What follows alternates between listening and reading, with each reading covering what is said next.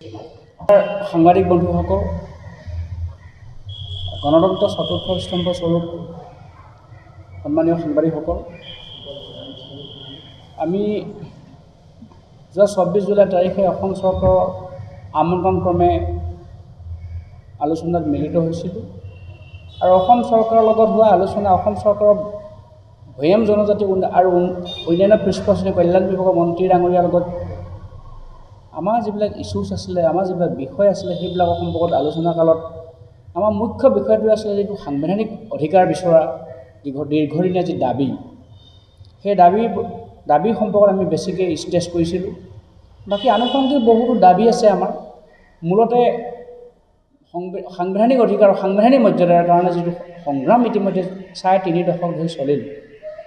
সদতীয় ছাত্ৰ সন্থাৰ নেতৃত্বত মধ্য অসমত কেৱল তিৱা বুলি নহয়, জনজাতি বুলি নহয়, ইয়াত বসবাস কৰা প্ৰতিবেশী অন্যান্য খিলঞ্জীয়া অসমীয়া সকলো মানুহৰে উমৈহতীয়া সমস্যা সমাধানৰ কাৰণে সদতীয় ছাত্ৰ সন্থাই এখন গণতান্ত্ৰিক সংগ্ৰামক নেতৃত্ব দিছে।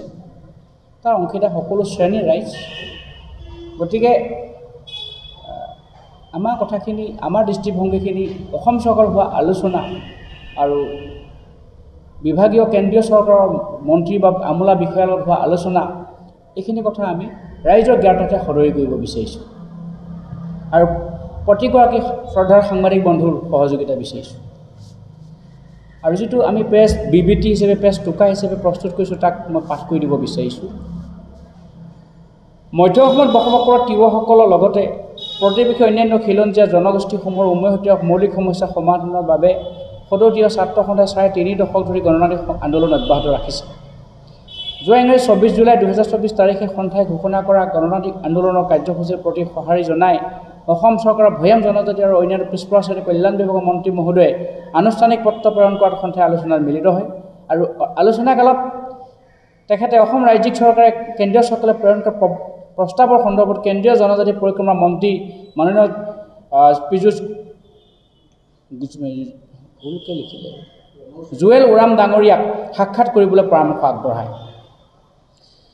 সন্থাই যোৱা ইংৰাজী ৩১ জুলাই ২০২৪ তাৰিখে ৫জনীয়া এটি সঁজাতি দল দিল্লীলৈ ৰাওনা হৈ জনজাতি পৰিক্ৰমা মন্ত্ৰী আৰু বিভাগৰ আমোলা বিষয়াক সাক্ষাৎ কৰি ত্ৰিপাক্ষিক বৈঠকৰ বাবে আহ্বান জনায়। গৃহমন্ত্ৰী মাননীয় অমিত শ্বাহৰ কাৰ্যালয় উত্তৰ পূৰ্বৰ অতিৰিক্ত সচিবক সাক্ষাৎ কৰা হয় আৰু প্ৰধানমন্ত্ৰী মাননীয় নৰেন্দ্ৰ মোদী ডাঙৰীয়াকো সাক্ষাৎ কৰাৰ বাবে প্ৰচেষ্টা অব্যাহত ৰখা হৈছে। স্বাধীনতা দিৱসৰ পিছতে প্ৰধানমন্ত্ৰী মহোদয়ক সাক্ষাৎ কৰাৰ বাবে এক প্ৰক্ৰিয়া সন্থাই অব্যাহত ৰাখিছে। ২০০৫ চনত তিৱা স্বায়ত্ত পৰিষদৰ অন্তৰ্ভুক্ত নোহোৱা তিৱা তথা জনজাতি অধ্যুষিত গাঁওসমূহক অসম চৰকাৰে চৰকাৰী জাননী জাৰি কৰাত সদতীয় ছাত্ৰ সন্থাই অসম চৰকাৰৰ প্ৰতি অশেষ ধন্যবাদ, কৃতজ্ঞতা আৰু বিপুল আদৰণি জনাইছে। কিন্তু উল্লেখ কৰে যে তিৱা স্বায়ত্ত পৰিষদৰ বৰ্তমানেও কিছুমান তিৱা তথা জনজাতি অধ্যুষিত গাঁও চৰকাৰী জাননীত বাদ পৰি ৰ'ল। সেয়েহে সন্থাই অসম চৰকাৰৰ তিৱা স্বায়ত্ত পৰিষদৰ প্ৰতি আহ্বান জনাইছে যাতে বাদ পৰি হোৱা তিৱা তথা জনজাতি অধ্যুষিত গাঁওসমূহক পুনৰ চৰকাৰী জাননী জাৰি কৰি তিৱা স্বায়ত্ত পৰিষদৰ অনতিবিলম্বে অন্তৰ্ভুক্ত কৰিব পৰা যায়। সন্থাই উল্লেখ কৰে যে পূৰ্বে ঘোষণা কৰা আন্দোলনৰ কাৰ্যসূচীসমূহ অব্যাহত থাকিব। সেই অনুসৰি অহা ইংৰাজী ৯ আগষ্ট ২০২৪ তাৰিখে ২ ঘণ্টীয়া প্ৰতীকী ধৰ্মঘট পালন কৰা হ'ব আৰু ২৭ আগষ্ট তাৰিখে মৰিগাঁও সদৰত প্ৰতিবাদী কাৰ্যসূচী পালন কৰা হ'ব। অন্যহাতে তিৱাসকলৰ লগতে প্ৰতিবেশী অন্যান্য খিলঞ্জীয়া জনগোষ্ঠীসমূহৰ উমৈহতীয়া মৌলিক সমস্যা সমাধানৰ লক্ষ্যৰে অহা ইংৰাজী ১৬ আগষ্টত এক জাতীয় কৰ্মশালা আৰু ১৭ আগষ্টত বিদ্বান, অভিজ্ঞতাপুষ্ট ব্যক্তি, লেখক, সাহিত্যিক আৰু বুদ্ধিজীৱীসকললৈ এক চিন্তন বৈঠক অনুষ্ঠিত কৰা হ'ব। ধন্যবাদেৰে বিমানপতি মাছৰেং, সাধাৰণ সম্পাদক চেনিৰাম বালাং, সভাপতি সদতীয় ছাত্ৰ সন্থা। আমাৰ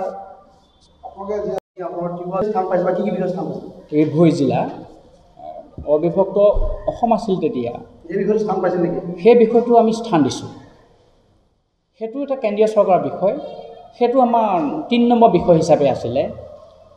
এইটো বেগত 5টা বিষয় স্পষ্ট কৰিছিলোঁ। মেঘালয়ত বসবাস কৰা তিৱাসকলৰ জনজাতি মৰ্যাদা দিব লাগে আমাৰ দাবী, আৰু সেই দাবীটো আমি বহন কৰিছোঁ, কঢ়িয়াই দিছোঁ। তাত থকা তিৱাসকল ST নহয়। দুখৰ কথা,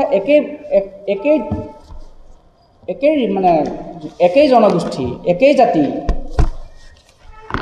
একে ভাষা একে ধৰ্ম বা একে ঐতিহ্য একে পৰম্পৰা কিন্তু তেওঁলোক এছটিত অন্তৰ্ভুক্ত নহ'ল জনজাতিৰ অন্তৰ্ভুক্ত নহ'ল গতিকে আমি তিৱা ছাত্ৰসকলে জন্মলগ্নৰ পৰা আজি ৩৫-৩৬টা বছৰে মেঘালয়ত বসবাস তিৱাসকলক জনজাতিৰ মৰ্যাদা দিব লাগে বুলি দাবী উত্থাপন কৰিছোঁ ঠিক তেনেকৈ কাৰ্বি আংলঙত বসবাস কৰাসকলক জনজাতি হিচাপে মৰ্যাদা দিব লাগে বুলি আমি কৈছিলোঁ ইতিমধ্যে হৈছে তেওঁলোক আমাৰ সংগ্ৰামৰ সিও এটা ইতিবাচক দিশ আগত কাৰ্বি আংলঙত বসবাস কৰা তিৱাসকলো জনজাতিৰ তালিকাত নাছিলে 2002 চনৰ ডিচেম্বৰত এটা বিল পাছ হৈছিলে আৰু আমাৰ হেঁচা সংগ্ৰামৰ হেঁচাত সেই সময়ত হৈ উঠিলে কিন্তু মেঘালয়খিনি হোৱা নাই গতিকে মেঘালয়ত বসবাস কৰা তিৱাসকলক জনজাতি মৰ্যাদা দিয়া বিষয়টো আমি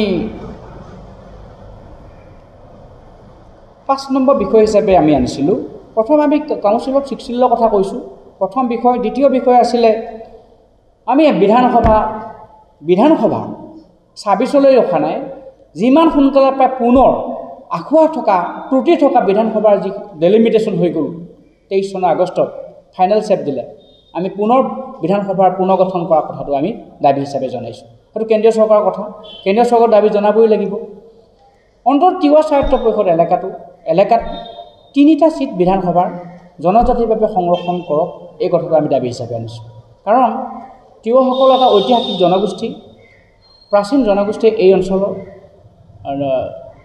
এসময়ত ৰজাদিনীয়া প্ৰথা আছিলে সামাজিক প্ৰথা আছিলে তাৰপিছত আজি গণতন্ত্ৰ প্ৰতিষ্ঠা হ'ল গতিকে আমি অন্তত 76-77 মৰিগাঁও চিটটো ৰিজাৰ্ভ আছিলে আৰু এটা দীঘলীয়া সময় ৰহাটো একদম আৰম্ভণিৰ পৰাই এছেম্বলি ব্যৱস্থা প্ৰৱৰ্তন হোৱাৰ পৰা অসমত ৰহা অনুসূচিত জাতিৰ বাবে সংৰক্ষিত হৈ আছে ঠিক তেনেকৈ এসময়ৰ জোঙাল বলহু ৰাজত্বৰ 13শ শতিকা জোঙাল বলহু ৰাজত্ব থকা অঞ্চল ঠিক তেনেকৈ 76ৰ পৰা 76-77ৰ পৰা জাগৃত সমষ্টিটো অনুসূচিত জাতি মানে চিলকাষ্টৰ কাৰণে ৰিজাৰ্ভ হ'ল সংৰক্ষণ নীতিটোৰ মতে সংৰক্ষণ আমাৰ অনুসূচিত জাতি জনজাতি ব্যৱস্থা মানে সংৰক্ষণ নীতি অনুসৰি একেই হয় আমাৰ ডিপাৰ্টমেণ্ট একেই হয় ট্ৰাইবেল এফেয়াৰ্ছ ইয়াত WPT অসমত কিন্তু কথাটো হ'ল আমি এই কথাটো কোৱা নাই যে অনুসূচিত জাতিসকলক সংৰক্ষণ কৰিব নালাগে কিন্তু তেওঁলোকে বা ৰিজাৰ্ভেশ্যন ক'ত কৰিবতো কৰিবই লাগিব কিন্তু আমি এটা হিষ্ট্ৰিকেল ইয়াতে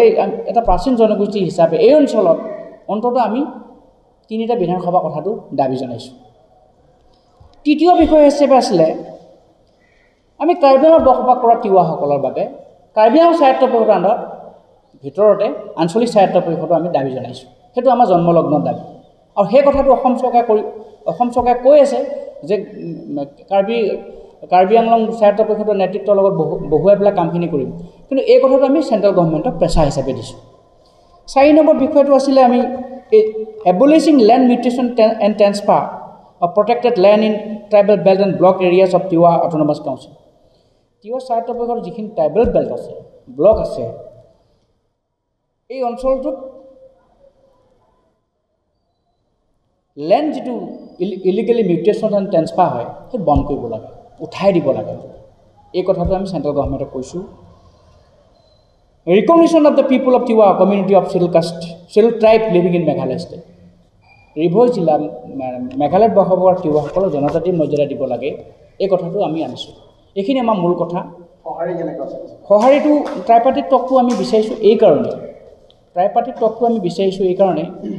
টকটো আমি আগষ্টৰ শেষৰফালে বিচাৰিছোঁ তেওঁ কৈছে মই এই কথাত চিন্তা চৰ্চা কৰিম বা তেওঁলোকৰ আমোলাসকলেও কৈছে এই কথাটো আমি চিন্তা চৰ্চা কৰিম গতিকে আমি ৰিভিউ কৰিম 20 আগষ্টৰ পিছত আমি পুনৰ যিহেতুকে প্ৰধানমন্ত্ৰী এপইণ্টমেণ্টৰ কাৰণে আমাৰ প্ৰক্ৰিয়া চলি আছে আমি বহিব বিচাৰিছোঁ আমি আশাবাদী প্ৰধানমন্ত্ৰী সাক্ষাৎকাৰ পাবৰ কাৰণে সক্ষম হ'ম আমাৰ তাত এতিয়াও মানুহ আছে আমি এপইণ্টমেণ্টৰ কাৰণে ব্যৱস্থা কৰিছোঁ ছিগনেল পাইছোঁ যে 15 আগষ্টৰ পিছত গতিকে এতিয়া আমি ক'ব নোৱাৰোঁ কিন্তু প্ৰক্ৰিয়া অব্যাহত থাকিব আৰু আমিও কৃপণালী নকৰোঁ আমাৰ কথাটো হ'ল তিৱা সংগঠন তিৱা জাতীয় সংগঠন তিৱা স্বায়ত্ব পৰিষদ তেওঁলোক আমাৰ মাজত কোনো প্ৰভেদ আৰু দূৰত্ব নৰখাকৈ ইয়াৰ যিখিনি তথ্য সমৃদ্ধ হ'ব লাগে facts and figure with population বা মেপ এইটো এই ক্ষেত্ৰত আমি কিবা চিন্তা চৰ্চা কৰিছোঁ আৰু চিন্তা চৰ্চা কৰি আমি চিন্তন বৈঠক আৰু জাতীয় কৰ্মশালা অনুষ্ঠিত কৰিছোঁ আচল কথাটো হৈছে অসম চৰকাৰৰ সিদ্ধান্ত, অসম চৰকাৰৰ চিন্তাৰ ভিত্তিত আচলতে যিটো NOC প্ৰস্তুত কৰিছে, সেই NOCটো সম্পৰ্কত অসম চৰকাৰে নিজাববীয়াকৈ উদ্যোগ গ্ৰহণ কৰিছে বুলি আমি অনুভৱ কৰোঁ। যদিও আমাৰ আন্দোলন প্ৰতি আন্দোলন, আমাৰ দাবী বা আমাৰ যিবিলাক প্ৰতিবাদ আছে, অব্যাহত আছে। মূল বিষয়টো হ'ল আমাৰ বহু বিষয়ত জড়িত হৈ আছে। আমি কিছুমান বিষয় কেন্দ্ৰীয় চৰকাৰৰ ওচৰত অৱগত নকৰোঁ, যিখিনি বিষয় অসম চৰকাৰে নিজাববীয়াকৈ সমাধান কৰিব পাৰে। আমি 5টা মূল দাবীক লৈ পেলাইহে আমি কেন্দ্ৰীয় চৰকাৰৰ আলোচনা কৰিছিলোঁ। এতিয়াতো আস্কাডা আইনখন তিয় স্বায়ত্তশাসিত এলেকাৰ যিটো বিষয়, সেইটো বিষয়ে আমি কেন্দ্ৰীয় চৰকাৰ কৈ লাভ নাই। অসম চৰকাৰে প্ৰণয়ন কৰা আইন। ঠিক তেনেকৈ PGI মাটিৰ কথা আমি কেন্দ্ৰীয় চৰকাৰক ক'ব নালাগে, অসম চৰকাৰে কৰিব পাৰে। অসম ৰাজহ আৰু ভূমি আইন সংশোধনীৰ জৰিয়তে কৰিব পাৰে। বাকী এনেকুৱা কিছুমান ইছ্যুজ আছে যিবিলাক কেন্দ্ৰীয় চৰকাৰে কৰিব লাগে, যেনে ট্ৰাইবেল বেল্টৰ কথাটো কৈছোঁ। যদি Assam land and revenue actor ভিতৰত কেন্দ্ৰীয় চৰকাৰে যেতিয়া ক'ব যে তাতে ইলিগেল মাইগ্ৰেশ্যন হৈছে, ইলিগেল ইনফিল্ট্ৰেশ্যন হৈছে, অসমত খিলঞ্জীয়া ভূমিপুত্ৰসকলৰ অস্তিত্ব সংকট আছে, ভূমি হেৰাইছে, বিদেশীয়ে আহি পেলাই, বাংলাদেশী আহি পেলাই গোটেই ভূমি দখল কৰিছে, এই কথাবিলাক আমি কেন্দ্ৰীয় চৰকাৰক ক'ব লাগিব। গতিকে তেনে কিছুমান ইছ্যু, 5টামান ইছ্যুক লৈ পেলাই আমি আলোচনাত বহিছিলোঁ। আৰু আমাৰ মূল কথা, আমি আহ্বান কৰিছোঁ যে ট্ৰাইপাৰ্টিক টক আমাক লাগে, ত্ৰিপাক্ষিক বৈঠক লাগে, অসম চৰকাৰ থাকিব লাগিব তাতে। আৰু আমাৰ গোটেই পপুলেশ্যন ফিগাৰ আৰু মেপ খুব সুন্দৰকৈ আমি একেলগে আলোচনা কালত ঠিক ঠাক কৰি ল'ব লাগিব। এটা অলপ সময়ৰ প্ৰয়োজন হ'ব, কিন্তু আলোচনাৰ আমি আগষ্টৰ শেষৰ ফালে বিচাৰিছোঁ। চৰকাৰৰ লগত হোৱা আলোচনা, কেন্দ্ৰীয় চৰকাৰৰ হোৱা আলোচনা, অসম চৰকাৰৰ আলোচনা একেলগে সংগ্ৰামী সংগঠন আগষ্ট মাহৰ শেষৰ ফালে বিচাৰিছোঁ। আৰু ইতিমধ্যে আমি প্ৰধানমন্ত্ৰীকো ট্ৰাই কৰিছোঁ। আমাৰ মানুহ আমি ৰাখিছোঁ দিল্লীত। 20-25 ভিতৰত আমি প্ৰধানমন্ত্ৰী লগ পাবলৈ সক্ষম হ'ম, কাৰণ 15 আগষ্টৰ কাৰণে দেশৰ প্ৰধানমন্ত্ৰী যথেষ্ট ব্যস্ত আছে। গতিকে এইখিনি বিষয় ইছ্যু হিচাপে আমি কেৱল আমাৰ কথাখিনি পাতিবৰ কাৰণে, যিহেতু অসম চৰকাৰে ইতিমধ্যে প্ৰস্তাৱ পঠিয়ালে ফেব্ৰুৱাৰী মাহতে, যিখিনি সময়ত অসমত বাজেট অধিৱেশন চলি আছে, সেই সময়তে পঠিয়ালে। চিন্তন বৈঠকলৈ যে আচলতে বুদ্ধিজীৱীসকলক বা সাহিত্যিকে চিন্তন বৈঠক পাতিব, চিন্তন উদ্দেশ্যটো আমি কৰা সংগ্ৰামবিলাকৰ সফলতা বিফলতা, চৰকাৰৰ চিন্তা আৰু আমাৰ যিবিলাক আমাৰ মাজত মানে ক্ষুদ্ৰ ক্ষুদ্ৰ গোটত বিভাজিত হৈ জাতীয় সংগঠন বহুধা বিভক্ত হৈ অকলে মাত মাতিব বিচৰা যিটো প্ৰয়াস, তাক প্ৰতিৰোধ কৰিবলৈ সকলোকে সমন্বয় সম্প্ৰীতি ভাতৃত্ববোধে এডাল এনাজৰিত বান্ধিবলৈ 10জন মানুহৰ চিন্তা এককভাৱে আগুৱাই নিবৰ কাৰণে আমি চিন্তা চৰ্চা কৰিছোঁ। আৰু তাকেই জাতীয় যিমান মুধা ফুটা ব্যক্তি আছে, যিসকলে জাতিৰ নিজকে কাণ্ডাৰী বুলি ভাবে বা সমাজত সামাজিকভাৱে প্ৰতিষ্ঠিত ব্যক্তি, যিসকলক আমি লেখত ল'ব পাৰোঁ যে লিখা মেলাত তেওঁলোক জড়িত, সাহিত্য সৃষ্টি কৰিছে, বিভিন্ন নিবন্ধ সৃষ্টি কৰিছে, জাতীয় ভাষা সংস্কৃতিৰ ওপৰত লিখা মেলা কৰিছে, বা যিবিলাক বিদ্বান এপ্ৰেণ্টাইজ শিক্ষিত, যিসকলে আমাৰ আন্দোলনত নাই কিন্তু তেওঁলোক বাহিৰত থাকি আমাক কিছুমান দিহা পৰামৰ্শ দিয়ে, আমি সন্মুখত বিচাৰিছোঁ। সেইটো কাৰণে চিন্তন বৈঠক বিভিন্নজন বুদ্ধিজীৱী, লেখক, সাহিত্যিক আৰু অভিজ্ঞতাপুষ্ট ব্যক্তি, সমাজ সংগঠক আটাইখিনিকে লৈ আমি এটা ঐক্যমতত উপনীত হ'ব বিচাৰিছোঁ। গতিকে চিন্তন বৈঠকতে আপোনালোকে কৰ্মসূচী নিৰ্ধাৰণ কৰিব লাগিব। চিন্তন বৈঠকত আমি কৰ্মসূচী নিৰ্ধাৰণ কৰা নহয়, কেন্দ্ৰীয় চৰকাৰৰ আলোচনাত ট্ৰাইপাৰ্টিক টক এৰেঞ্জ কৰিবলৈ আৰু গোটেই তথ্যখিনি এটাই হ'বলৈ, তিৱা ছাত্ৰ পৰিষদৰ আমি যি তথ্য দিম, ধৰি লৈছোঁ আমি তিৱা ছাত্ৰসভাৰ তথ্য দিলোঁ, সেই তথ্যখিনি তিৱা ছাত্ৰসভাত দিয়াৰ লগত মিলা নাই। ঠিক তেনেকৈ তিৱা অন্য সংগঠনে দিয়া তথ্যৰ লগত সেইখিনিও মিল হোৱা নাই, সাদৃশ্য নাই, বৈষম্য আছে, মিলা নাই। সেই কথাবিলাক আমি মিলাই ল'ব বিচাৰিছোঁ, চিন্তা চৰ্চাটো মিলাই ল'ব বিচাৰিছোঁ। ABC কোনোবা তিৱা ছাত্ৰসভাক, কোনোবা তিৱা অন্য সংগঠন বা তিৱা স্বায়ত্ত পৰিষদ, তেওঁলোকে যিবিলাক তথ্য দিব বা তেওঁলোকে যিবিলাক ইয়াৰ ডাটাবিলাক ঠিক ঠাক কৰি দিব, আমাৰ লগত একেই হ'ব লাগিব। Facts and figure, year map, population structure বা ইয়াৰে তিৱা বা ট্ৰাইবেল পপুলেশ্যন বা চিডুল কাষ্ট পপুলেশ্যন বা অন্যান্য যিখিনি পৰিষদত অন্তৰ্ভুক্ত হৈ আছে, এটা কথা খুবেই স্পষ্টকৈ ক'ব লাগিব, আমি তিৱা স্বায়ত্ব পৰিষদৰ অন্তৰ্ভুক্ত নোহোৱা আৰু তিৱা স্বায়ত্ব পৰিষদৰ সমষ্টিসমূহ যেতিয়া নিৰ্ধাৰণ হৈছিলে, কিছুমান গাঁও ভুলবশতঃ সেই সময়ৰ শাসকীয় দল কংগ্ৰেছে তেওঁলোকৰ ৰাতাৰাতি কিছুমান কাম কৰিছিল, তেওঁলোকৰ ধামখুমীয়াত কিছুমান ব্যস্ততা আৰু ধামখুমীয়াত কিছুমান সুযোগ সন্ধানে ব্যক্তিৰ দ্বাৰা সেই সময়ত মানে কিছুমান গাঁও অন্তৰ্ভুক্ত নহ'ল। আমি প্ৰায় 132খন গাঁৱৰ ৰৈ গ'ল বুলি আমি তালিকা দিছিলোঁ। সেই কেৱল মৰিগাঁও নগাঁও বুলি নহয়, ধেমাজি লখিমপুৰলৈ আছিলে, হোজাই আছিলে। এই গাঁওসমূহ যোৱা পৰহি নটিফিকেশ্যন হৈছে 113টা, কোনোবা ঠাইত part revenue part ST part হিচাপে ইতিমধ্যে নটিফাই কৰিছে গভৰ্ণমেণ্টে। আমি এইখিনিহে ক'ব বিচাৰিছোঁ, এতিয়াও কিছু জেগাত তিৱা বসতি প্ৰধান তিৱা পপুলেটেড এৰিয়াত ৰৈ গৈছে।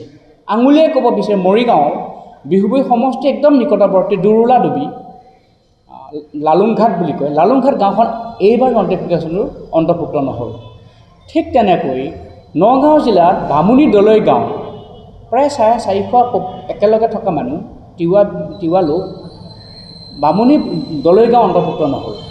ঠিক তেনেকৈ ভুলবশতঃ ধেমাজিত এটা নতুন সমষ্টি ইতিমধ্যে প্ৰপ'জ কৰা হৈছিল আৰু নটিফাই হৈছে। ধেমাজি তাৰ একেবাৰে ওচৰতে থকা বগী নদীৰ উত্তৰ লখিমপুৰৰ 5খন গাঁৱৰ তালিকা আছে মোৰ লগত, এই 5খন গাঁও নটিফিকেশ্যন নহ'ল। সেই গাঁওকেইখন মই কৈ দিব বিচাৰিছোঁ